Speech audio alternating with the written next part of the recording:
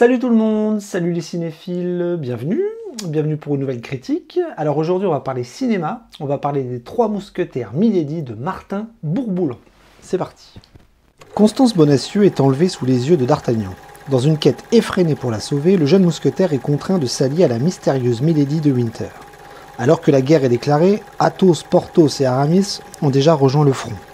Par ailleurs, un terrible secret du passé va briser toutes les anciennes alliances.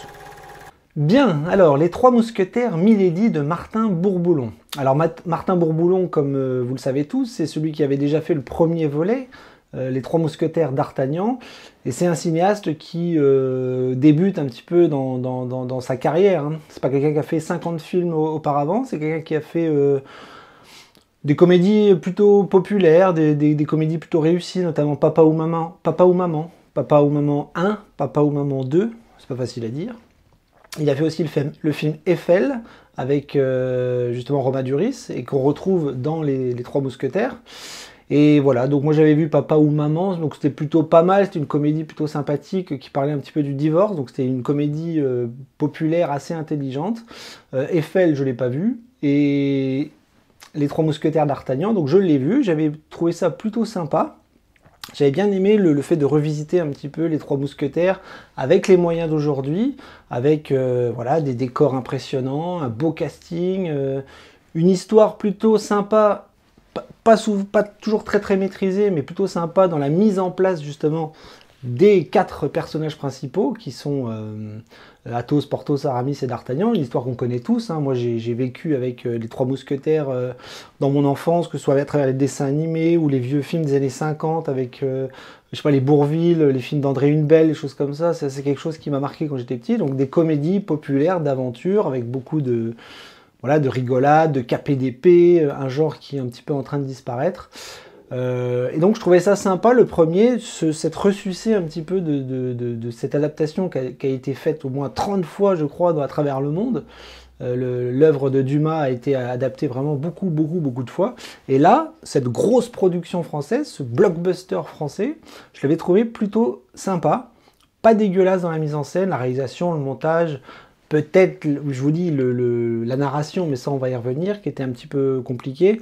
Mais c'était quand même plutôt agréable. Donc j'attendais avec impatience le deuxième volet, basé sur le personnage de Milady, certes, mais j'en attendais vraiment beaucoup. Alors, cette deuxième partie, est-ce que j'ai aimé ou est-ce que j'ai pas aimé? Globalement, j'ai pas trop aimé, c'est-à-dire que j'ai trouvé le film très moyen par rapport au premier volet.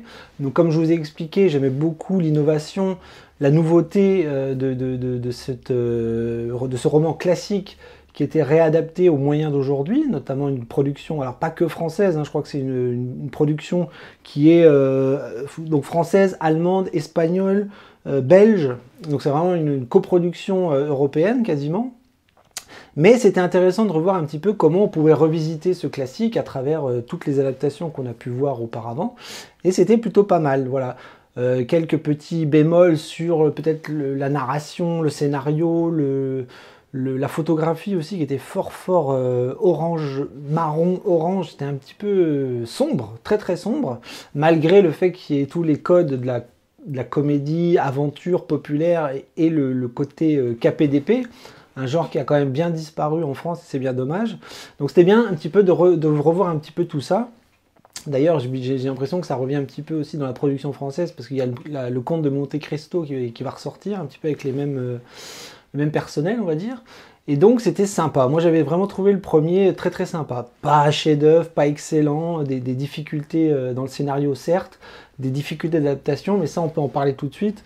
Moi, à la rigueur, je m'en fous que l'adaptation soit libre, mauvaise, bonne, ou tirée à 4 épingles autour du roman, je m'en fous. Alexandre Dumas, c'est Alexandre Dumas. Maintenant, un cinéaste, quand il s'empare d'une œuvre, il en fait ce qu'il veut. Donc, à la rigueur, moi, j'ai pas forcément lu les Trois Mousquetaires, je connais l'histoire, je connais un petit peu toute la mythologie autour de ces personnages et de ce livre. Et donc je m'en foutais un petit peu. Donc moi ça m'avait pas trop dérangé. La première partie, j'ai trouvé ça divertissant, j'avais trouvé ça plutôt léger tout en étant sérieux. Vous voyez vraiment tous les ingrédients d'un blockbuster qui fonctionne. Voilà, avec je vous dis, de la légèreté, de l'aventure, de l'action, des rebondissements, des personnages bien interprétés avec des acteurs plutôt à la mode et plutôt bons. Hein, on va pas tous les citer, hein, Duris, etc. Enfin, voilà, je vais pas tous les citer parce que vous les connaissez. Mais j'avais trouvé le film, le premier, sympa. Et là, le deuxième, le problème du deuxième, c'est que finalement, c'est pas très très intéressant de faire une suite parce que toute l'originalité de la découverte des personnages et de leur réunion était vraiment super intéressante dans un mouvement d'aventure plutôt réussi.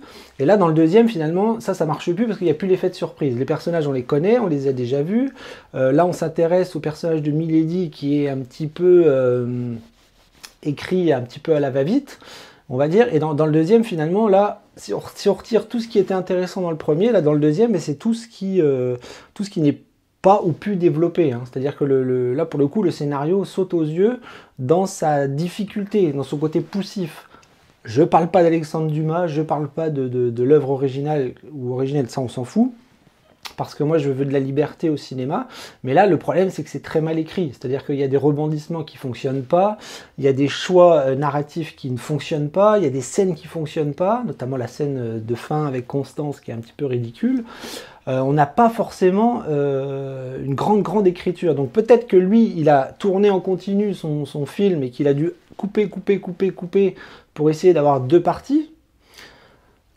Ça fonctionne pas terrible. Le premier était plutôt fluide, était plutôt correct, était plutôt sympa, était plutôt léger, était très divertissant. Et là, le deuxième, c'est poussif. Il y a des scènes d'action qui sont un petit peu en décalage, des rebondissements, je vous dis, narratifs qui marchent pas, des personnages qui sont pas traités ou peu traités, notamment sur les 4 mousquetaires, il y en a 2 qu'on voit plus du tout, qui sont complètement passés en second plan, donc on se focalise un peu sur D'Artagnan et Milady, tout ça dans un gloubi-boulga historique, certes, qui est pas toujours super développé, notamment des scènes, la prise de La Rochelle, je crois, qui est un petit peu traitée à la va-vite. Donc vous voyez, c'est des séquences qui sont enchaînées rapidement les uns aux autres, et franchement, ça fonctionne pas beaucoup, on s'ennuie un petit peu. Et on n'a plus l'effet de surprise du premier épisode. Je trouve que la photo est un peu plus intéressante. Elle a dû être retravaillée un petit peu parce qu'elle est moins sombre, moins grise, moins orange, moins marron. C'est un peu mieux, même s'il y a des scènes très très sous-exposées. Mais ça, à la rigueur, c'est un détail. Non, moi je vous dis, là, le problème, c'est le scénario. Les acteurs sont toujours aussi bons. Maintenant, voilà, il y a des grossièretés, on va dire, esthétiques, des choses pas développées et une fin de film qui laisse, sans spoiler, une ouverture bizarre. Là, pour le coup, je pense qu'ils vont trop loin. Les Trois Mousquetaires, c'est feuilletonnant, pas de souci. Mais là, je croyais qu'ils s'arrêtaient à deux épisodes, enfin deux parties. Il l'ouvre sur une troisième, ça c'est incompréhensible. Donc vous voyez, la fin finalement reflète le tout, qui est quand même beaucoup moins consistant que le premier. Alors on va mettre une note à ce film, je vous l'ai dit, j'ai été très très déçu par rapport à la première partie, donc je mets une note moyenne, voilà, je mets 10 sur 20, je mets un B-, c'est vraiment pas terrible. Le premier, je l'avais trouvé sympathique, le deuxième, je le trouve inutile. Voilà, si c'est le mot qui devait résumer le film, c'est inutile. Donc ma note n'est pas très encourageante. Bien, merci d'avoir suivi cette vidéo. C'était pas évident. C'est un film qui était difficile à traiter parce que voilà, j'ai été extrêmement surpris du changement d'ambiance entre le premier et le deuxième. Voilà, c'est dommage. J'aime bien encourager le cinéma français quand il propose des blockbusters de cette dimension-là, mais là pour le coup, faut avouer que voilà, c'était pas terrible la deuxième partie, et moi je retiendrai la première qui était plutôt plus encourageante, plus avenante que la deuxième. Voilà. Merci, donc à bientôt pour une prochaine vidéo. Je ne sais pas si ce sera une série ou un film. Là, je vous dis, je suis en train de finir The Parasite, The Grey. Et je sais pas, peut-être qu'il y aura un film avant. Enfin, je ne sais pas, ce sera la surprise. Merci. Coupez.